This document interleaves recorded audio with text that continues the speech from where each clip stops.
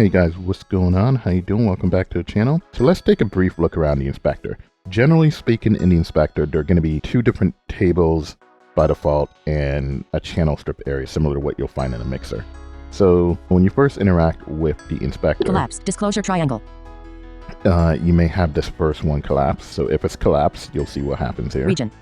It says region. Guitar chorus underscore bid. 2. Edit text. That is the name of the region that is currently selected. So now if you had multiple regions selected, you'll see a number here instead of a name because it'll just show you the number of selected regions. But when you only have one region selected, it just shows you the name of the region that is selected. Collapse, disclosure triangle.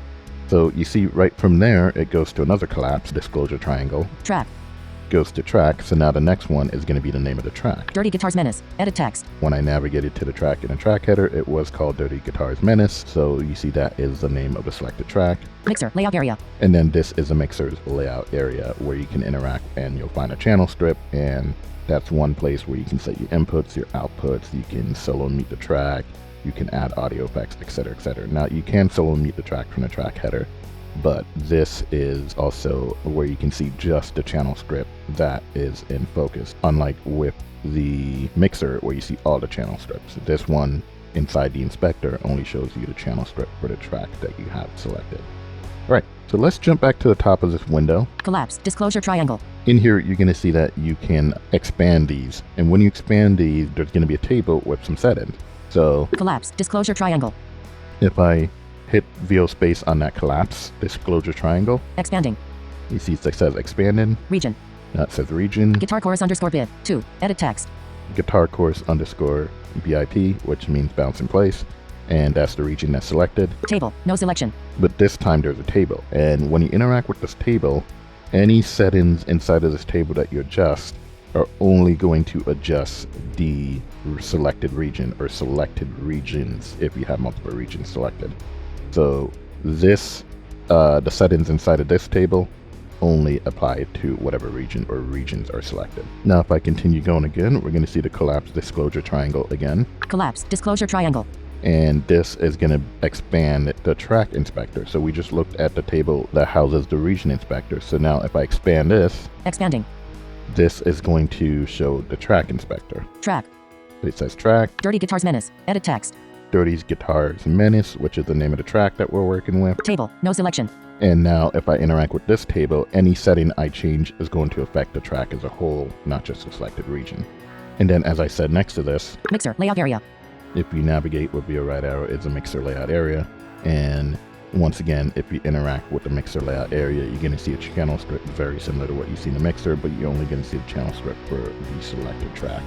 And once again, that's where you can set your input, outputs, you can add audio effects to the track, etc., etc., etc. So you can either do it from here, or you can open a mixer in its own window with Command 2. So like the main window's Command 1, the mixer is Command 2, and then you can go ahead and adjust numerous tracks at once because you can interact with each channel strip and make changes. But from here, you can adjust settings for just the selected track. So if I interact with this, in mixer layout area, 2 items, Dirty Guitars Menace, partially hidden, channel strip groove. So you'll see the Dirty Guitars Menace channel strip. Stereo out, partially hidden, channel strip groove. And stereo out. Now stereo out is basically the master bus in Logic.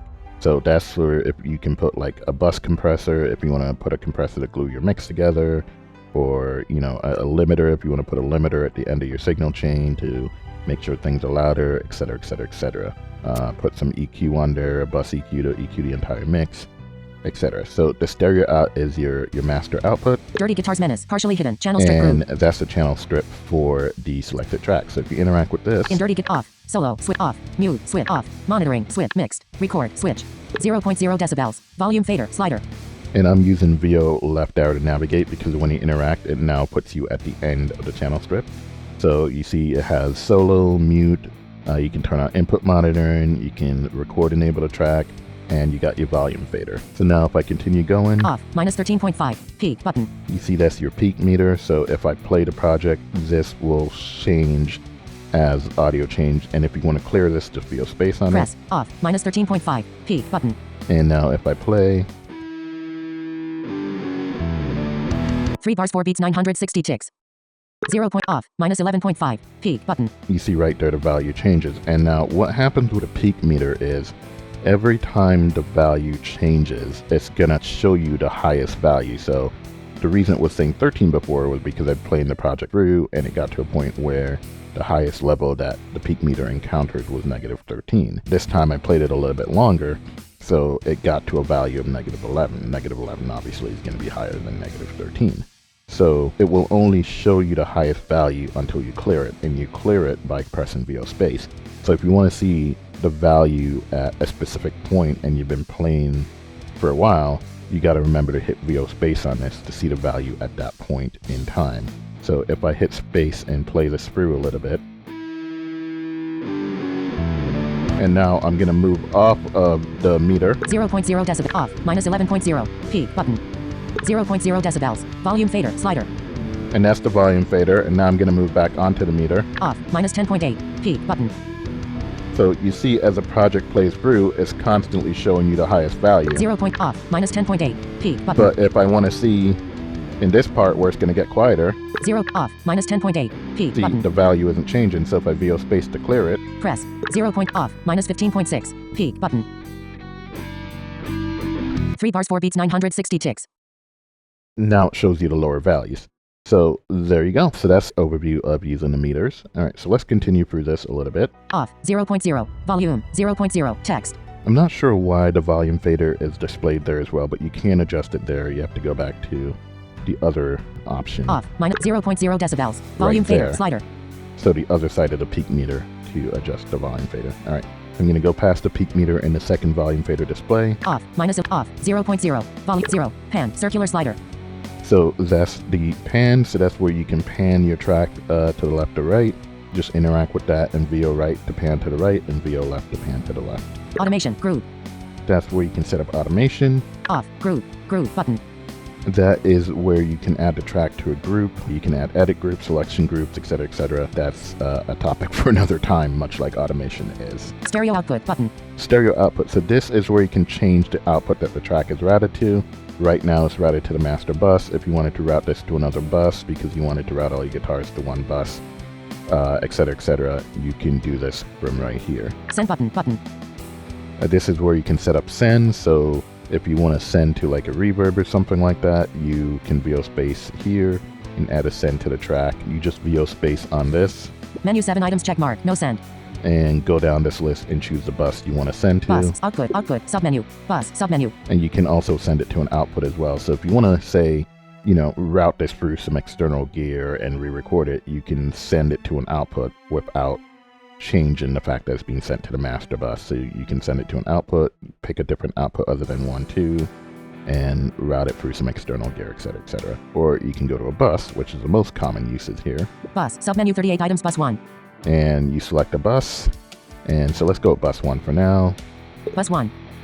Dirty Guitars Menace. Name, text. And unfortunately, when you select a bus, it puts you back at the end of the channel strip, so you got to navigate through everything again. Off, so off, mon, mixed, 0.0 det off, minus 11 off, 0.0, pan, circular automation, groove, off, groove, stereo output button, send, semicolon infinite, send knob, circular slider. Okay, so this is where you can set the send level, so you can adjust how much of this track is being sent to that bus. Bus 1, groove. This is where you can interact with this. In bus 1, groove, bypass, uncheck, checkbox. And you can bypass. Check bypass, checkbox. So when you check that, the send to the bus is deactivated rather. And you can go over here. List button. And just VO right arrow. And VO space on this pop-up button. Menu, 11 item, check mark, bus 1 right arrow aux 8. And you can go down this list and change the bus. Independent pan, check mark, post pan. And change some of the settings for the send. Post fader. Well. Pre-fader. No send. Hyphen, bus, submenu. And then this is the bus submenu. So this is where you can change what bus this is being sent to. So, you know, let's say you decide you don't want to send a bus 1, you want to send a bus 5 instead. You just open this bus submenu. Bus, submenu 38 items check mark, bus 1 right arrow aux 8. And choose a different bus to send to. So, all right. Get out of here. Closing menu. Close. In fact, I'm gonna get rid of the send because we don't need it. So I'm just gonna VO space on this list.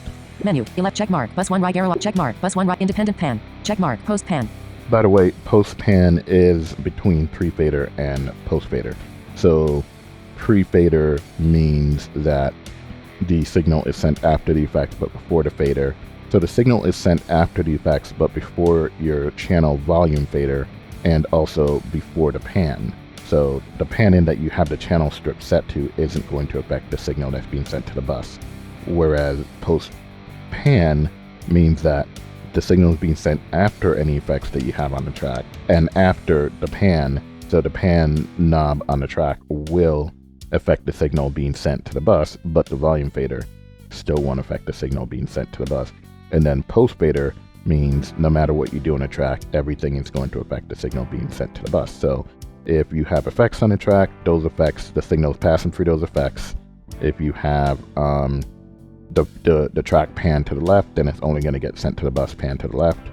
And when you turn up or down the track volume with fader, that's also going to affect the level being sent to the bus as well. All right, so let's go down this list. Post fader, pre-fader, no send. And then if I don't want the send to exist anymore, I just VO space on no send. Press no send. Dirty Guitars Menace. Name, text. And that send is gone. And as you see there, it puts us right back at the end of the track list with the name of the track. So if I navigate to the left here with VO left arrow. Off. Solo. Switch. Off. Mute. Switch. Off. Monitoring. Switch. Mixed. Record. Switch. 0.0 decibels. Volume fader. Slider. Off. Minus 11.8. P. Button.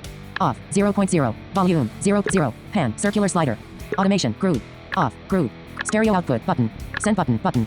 Audio plugin. Button. And now that we've moved past the send, this is where you can add audio effects to the track. Now, the thing to know is the audio effects is processed in the order that they appear here. So you want to go all the way to the left and find the first audio effects slot to add an audio effects, because then you can add stuff after it and the audio will be processed in that order. So I'm going to keep navigating to the left here. Audio plugin. Button. Audio plugin. Button. Input. Button. Audio plugin. Button. So you saw that was input, so this would be the first audio plugin slot. And now don't be worried that there's only a couple here, because if you add a effects to this first slot, it will create a blank slot before it. And then if you had an effects after it, it will create a blank slot in between. So it keeps growing as you add more effects. I think you're allowed to add up to like 15 effects on a track or something like that. So more than you'll ever really need, to be honest with you. All right, so if I use VO left arrow again to continue navigating through this channel script, input button, you'll see that there is the input, VO space on that to select what input from your audio interface you want to record from. So if I VO space here, menu 3 items check mark, no input. It says no input. Input submenu. Input submenu, this is where I can choose an input from my audio interface. Input submenu 10 items, input 1 2, analog 1/2. So I can choose input 1 2, input 3 4, analog 3/4. Input 3 4, input 5 6, analog 5/6. Etc. etc. So now let's say you're just recording from a single microphone or a single guitar instrument, etc. etc. I'm going to hit escape to close this menu. Closing menu. Now if I use VO left arrow to navigate, stereo, channel mode, switch. You see this channel is set to stereo, but you can VO space on this to cycle it between mono or stereo, and or you can do VO shift M. Menu 5 items check mark, stereo. And this brings up a context menu. Mono. And you can change it to mono right there. And there are a couple other options on here like left, right, or stereo. Left and right are less useful when you're recording, but let's say right now I have this as one stereo file. So if I wanted to have a separate track for the guitars on the left and the guitars on the right, all I'd have to do is duplicate this track with Command Shift D. That's, by the way, a Logic.band or Logic Keyboard Ninja key command, so that's not a default Logic key command, but I can duplicate this track with Command Shift D, and what that will do is add another copy of the track with all the regions on the track. And then I can come in here and select left on one and select right on the other, and then just, that way it'll just have only the left side of the signal, only the right side of the signal on one track.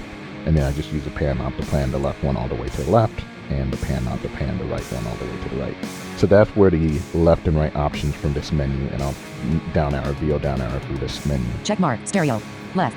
So you see left right there, right, and right there, and that's where those options will come in handy. Not so much when you're recording, but if you have a stereo track that you want to split into mono.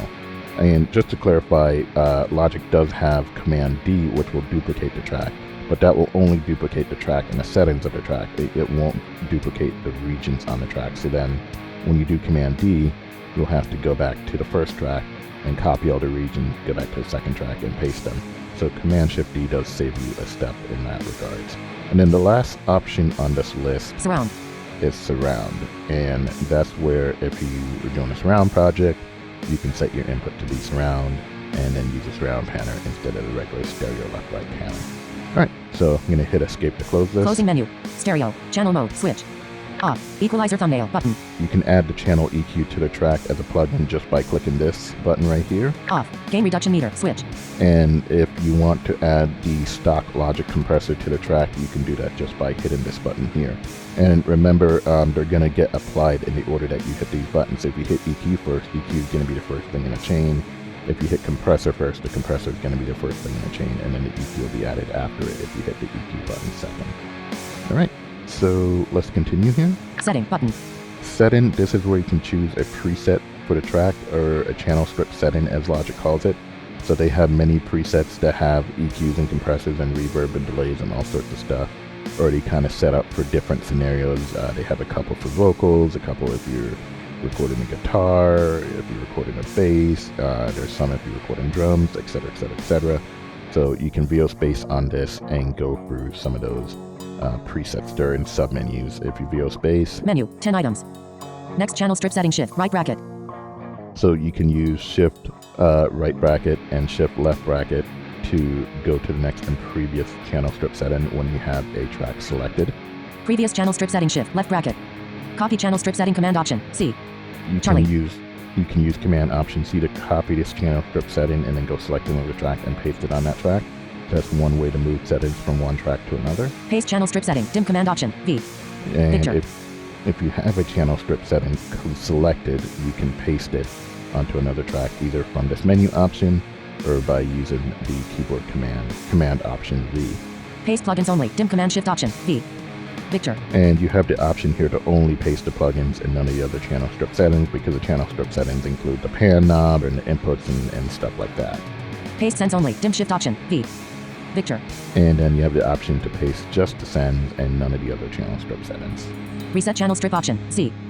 Zulu. And this resets the channel strip to a blank channel strip. Save channel strip setting as ellipsis command shift option. S. Sierra. This is where you can save the channel strip setting as a preset of your own that you can select from one of the submenus below this. Save as performance ellipsis. This is something we'll have to get into in another tutorial at some point. Delete channel strip setting. Dim command shift option. Delete. You can delete a setting, Delete channel strip setting. Dim command shift option. Delete. and as you see, there is no presets listed here because I don't really have any for this track type available. So you'll have to save your own first to get some of them to show up here. That being said, you can go into the library, and there are plenty of them in the library for patches, but patches are an entire signal routing, not just the channel strip settings. It saves the bus and what effects are on the bus as well, whereas the channel strip settings only literally will say the settings for just that channel strip. So yeah, there we go. Let's hit escape. Divider. Dim. Closing. If we keep going here to the left, Off. Library indicator. Null button. this will allow you to see any of the presets from the library instead of the pop-up button. Hardware monitoring button. And now we start to get into the audio device control settings. There is another tutorial that goes over audio device settings and how to hide this area. So I'll spare you the details of going over that in this particular one. But that is an option here if you have an audio interface. Apogee has some audio interfaces that work with this. I believe the Audient Evo now supports audio device control from what I've read. So that's an inexpensive option if the Apogee stuff is out of your price range. Alright, so I'm going to stop interacting with this channel strip. Out of dirty guitars menace. Partially hidden. Channel strip groove. And if I go to the right here, Stereo out. Partially hidden. Channel strip groove. you'll see that the stereo out is very similar. In stereo out. Partially hidden. Channel strip groove. 22 items. Stereo out. Name. Text. You see it puts us at the end of the channel strip here with the stereo out, which is the name. And if we VO left arrow, we can navigate back through this channel strip. Off. Solo. Switch. Off. Mute. Switch. Off. Bounce. Switch. So because this is master channel, you have a bounce switch here, but there's also a keyboard command for bouncing, so you don't always have to come in here to do it. You can hit that keyboard command to start bouncing your project. And bouncing is basically the act of rendering your full project, your final mix, your, all the tracks in the project down to one stereo wave file or MP3, etc., etc. 0.0 decibels. Volume fader. Slider. That's the volume fader. Off. Minus 3.5. Peak button. This is the master peak meters. Before we were looking at the peak meter for just the guitar track, but this shows the level of the mix of all the tracks in the project when they're played back together. So much like the track's peak meter, you VO space on this to clear it, and you can move on or off of it to watch the values change while you're playing a project, and you can clear it at any point in the project to get the value for that particular point in the project, as opposed to only seeing what the loudest point so far in the project is. Alright, keep going here. Off. 0.0. Volume. 0.0. Text. 0. Pan. Circular slider. Once again, the pan knob. Automation. Groove. Automation. Off. Groove. Groove button. You can add this master output to a group as well. Audio plugin button. And now you see the audio plugin options here, so you can add plugins to your master track. Modcom. Groove. You see already got a compressor on this. Off. Library indicator. Modcom button. And this, once again, if I hit this, will let me see the presets for this compressor in the library instead of in the plugin window. Let me open this plugin up here for a second. Modcom. Groove. Interact with this. In Modcom. Open button. Open. Stereo out. Dialog. Toolbar. Toolbar button. Bypass. Check. Checkbox. Manual. Pop-up button. So this manual pop-up button is where you can browse the presets. Now this is a third-party plugin that I don't think has any presets in it by default, so I'm not going to bother VO spacing on this. But if you're using a stock Logic plugin, most likely they're going to be presets. You VO space on this, and you just down arrow through the list, and you'll eventually get through the presets. There are some options in here like undo last change and save and delete settings, etc., etc. So you can navigate through that pop-up button. And then usually, as you go through plugins, View menu button. there's a view menu. 9 times out of 10, if it's a third-party plugin and a lot of the stock Logic plugin, you want to come to this view menu. Menu. 2 item. Check mark. Controls. And make sure controls view is checked. Now, if you watch my getting started with Logic tutorial, I show you where to change it in settings so that you can always have the controls view button checked by default.